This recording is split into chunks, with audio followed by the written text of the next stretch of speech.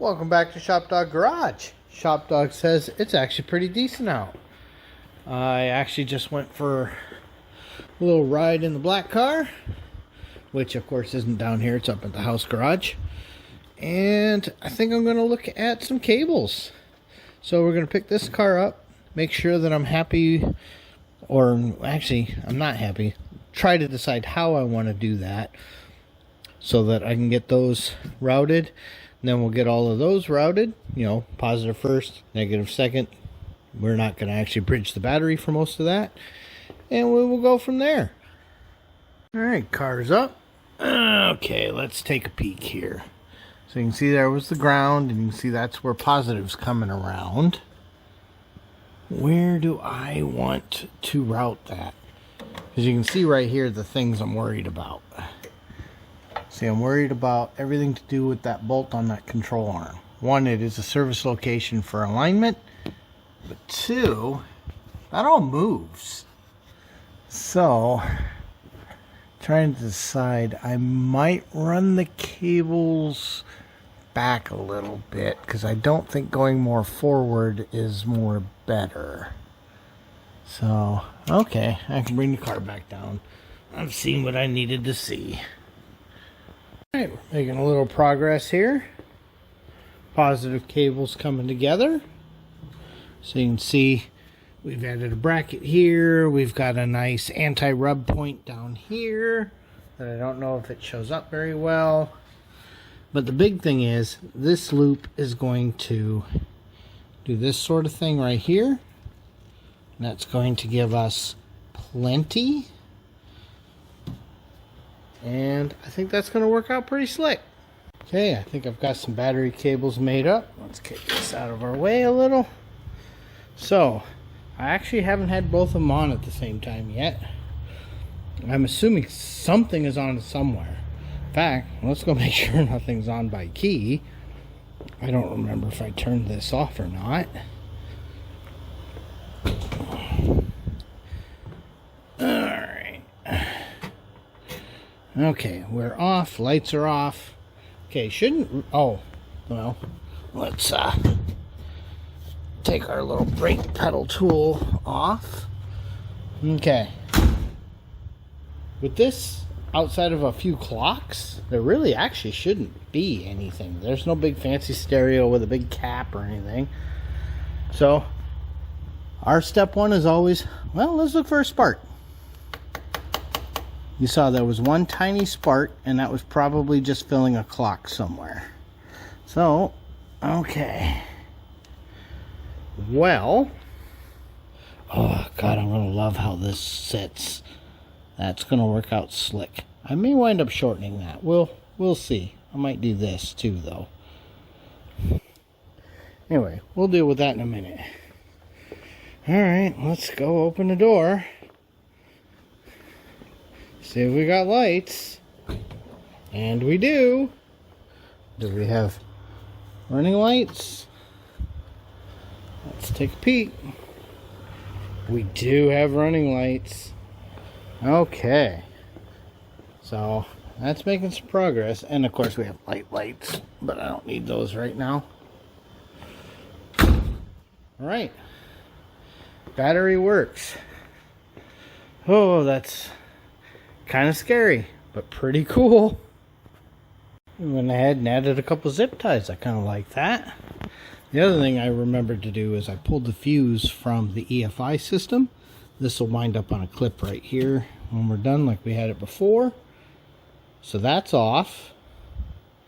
The MSD shouldn't be triggered at this point, so I'm not too worried about that because it has no crank signal. So at this point, this is what a shut-off car would be.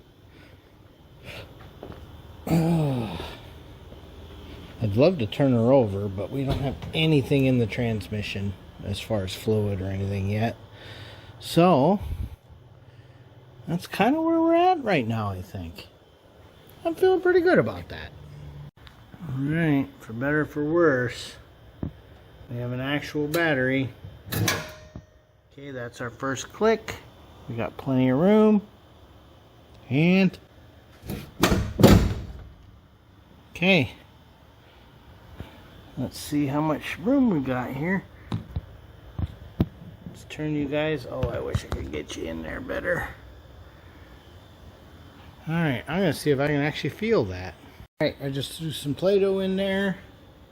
So hopefully you guys can see that a little better. It'll be a lot easier once we pop the hood. At least this hood opens easy because we don't have to pull that air cleaner off.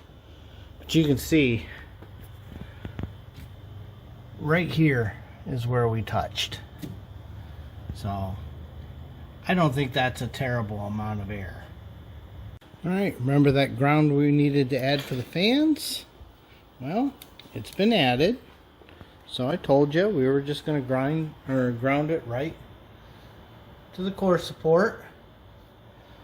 So that provides the ground for the fans, which is right here. So that'll work really, really slick. The other thing I'd like to do, it's not really necessary, but I would also still like to add a braid from the engine to the body somewhere. It's probably going to be under the car though. While I was building battery cables, I found where the horns are going to go. Got one mounted here. Let me walk around to this side. They're literally mirrored. You know, measured them with calipers and everything, so they're 100% mirrored. And one there. Now they're not wired yet, but all I've got to do is run a ground and then run that green wire to both of them. I just have to decide how I want to approach it. I'm probably going to split the wire here, run one back, one run around, and then just do real short little ground loops over to the core support, just like we did with the fan. So pretty happy with that. You don't really notice it, but when you do see it, it kind of matches the theme. Okay, Shop Dog's excited. We just knocked some grass down and it's time to get back in the shop. He's got to check and see what I did, because that's what Shop Dogs do. Alright, so let's go get the shop opened. Look at that. Car's still here. Everything's still where I left it. That's always good. One of the things I need to decide today is a handle question. I will introduce you guys to this low car set. Alright.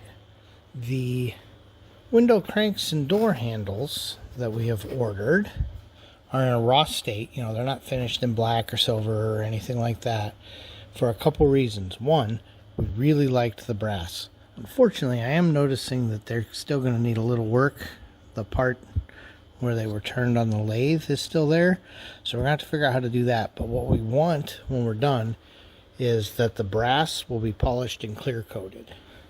The handles themselves, we haven't decided. Originally, I really considered bluing them, you know, just like on a rifle stock or something, or a barrel or something.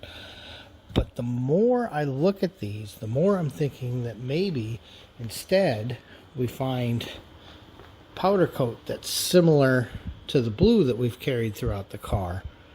I think the blue and brass together would really accent. So here's how they're built. You know, it comes with an adapter for the style we have, which for us is the Chevrolet 49 and up. And then that little bezel goes, you know, obviously that gets set in there, that goes on. This little bezel goes in, and then you can see there's a toothed pattern on here that goes on, and then that's your hider.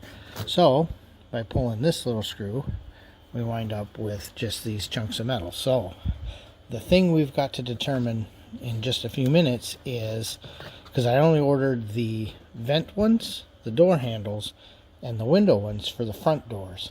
For the rear window, I wasn't sure if I wanted to go with the full length or the short one. Let's go take a peek. So now we're in the back seat, which is not as comfortable for a big fat guy. I haven't cut this yet, but right here is the cranker.